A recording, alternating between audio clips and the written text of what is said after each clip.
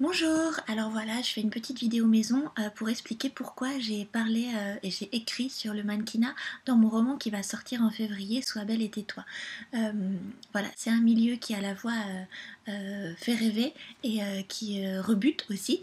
Euh, et, euh, et moi j'ai tout de suite écrit dessus car j'ai été mannequin toujours à côté de mes études et donc pendant 7 ans et j'ai tout de suite eu envie de tenir un journal intime déjà parce que c'était mon caractère d'écrire mes émotions, mais aussi parce que j'étais très vite désillusionnée par le milieu. Et donc évidemment, je racontais mes joies, mais je racontais plus souvent finalement mes blessures qui sont allées très très loin. Je me suis très vite, par exemple, mise à écrire sur les castings que je trouvais assez rabaissants. Régulièrement, on nous parle comme si on n'existait pas. C'est-à-dire que le jury du casting va commenter tout notre physique en pensant qu'on n'a pas d'émotion, qu'on ne comprend pas. Je ne sais pas ce qu'ils s'imaginent, mais très régulièrement, voilà, on est jugé ouvertement comme si l'on n'avait pas d'esprit. Donc d'où le titre de mon livre et d'où le suite que j'ai mis pour expliquer que oui, une mannequin peut parler et peut réfléchir et avoir des émotions. Donc voilà, à force de faire des castings pendant des années, j'en ai entendu de toutes les couleurs sur mon physique.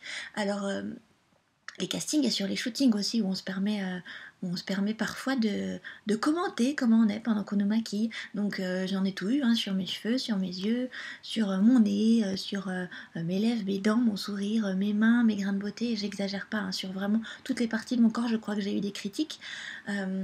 Et donc du coup, j'ai arrêté à 26 ans. Aujourd'hui j'en ai 32. J'ai arrêté à 26 ans parce qu'à 26 ans, je me trouvais vieille. Parce qu'on me jugeait toujours sur l'âge et que l'âge de référence, c'est pas tellement 26, l'âge de référence. Je me vivais vieille, je me vivais parfois un peu trop grosse, parce qu'on me disait que parfois en 36, c'est pas top. Pourtant, j'étais vraiment dans un 34-36 et me vivais moche. C'est vraiment ça le plus important. Je me vivais moche par toutes ces critiques et aussi je me vivais petite. Je me vivais petite et ça je l'explique bien dans le livre et c'est pour ça que j'ai mis mes mensurations sur la couverture avec mon éditeur parce que je mesure 1m70.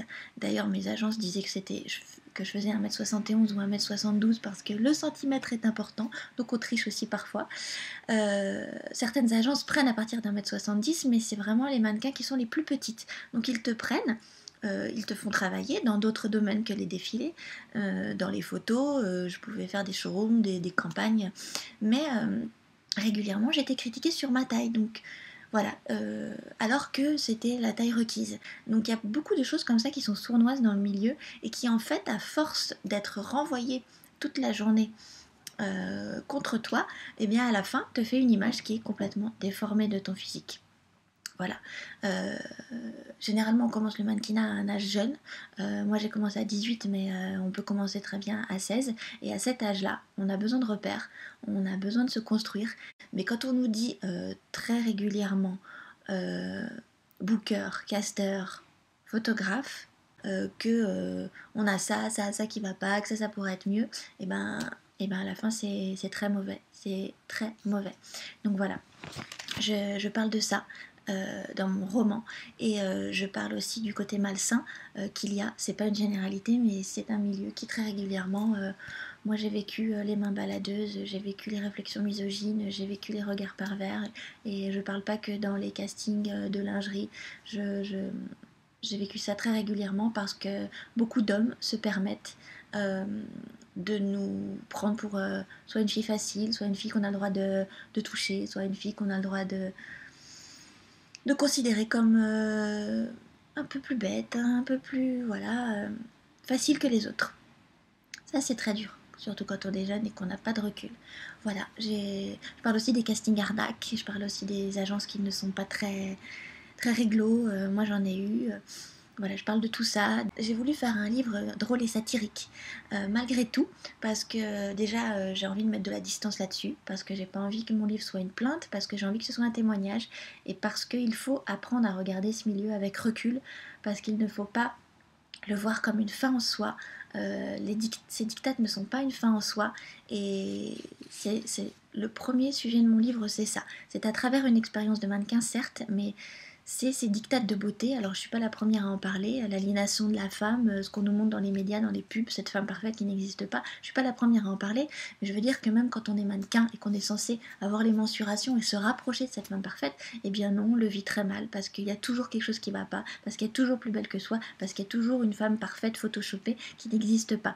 Et que et qu'avec ce roman, j'ai envie encore d'appuyer ça, j'ai envie de me lier à ce mouvement de magazines qui essayent, il y en a certains en ce moment, de sortir de ces dictates, il y a plein de choses qui se passent, il y a des mannequins qui parlent, voilà, j'ai envie que ça continue, j'ai envie qu'on sorte de cette image de la femme qui est pas du tout, qui fait du mal aux adolescentes qui veulent encore une fois avoir des repères, qui font du mal aux femmes après, qui veulent tout le temps être jeunes et minces, qui font du mal à tout le monde. Donc voilà, c'est débile, je le dis comme ça, c'est débile. Je suis peut-être qu'un témoignage, qu'une personne, mais c'est une voix de plus, et c'est important pour moi que toutes les femmes qui sont sensibles à ce sujet, qui sentent la pression du paraître sur l'être, parlent. Voilà. Moi j'ai envie de partager ça pour que vous commentiez, que vous meniez votre expérience si vous êtes sensible à ça, que comment vous vivez vous cette pression du paraître tous les jours qu'on a autour de nous. Voilà, j'ai envie de parler de tout ça, j'ai envie d'ouvrir le débat. Voilà, encore une fois, c'est une vidéo faite maison parce que j'ai envie que ce soit la proximité. J'ai pas envie d'être l'auteur d'un roman, j'ai plutôt envie d'être une fille à qui il est arrivé des choses dans un milieu bien connu et qui fait rêver et qui a envie de parler pour faire évoluer les choses. Voilà. J'espère que j'ai pas été trop longue et que je me suis bien fait comprendre et en tout cas, je vous remercie d'avoir écouté cette vidéo et de partager si ça vous plaît. Merci beaucoup.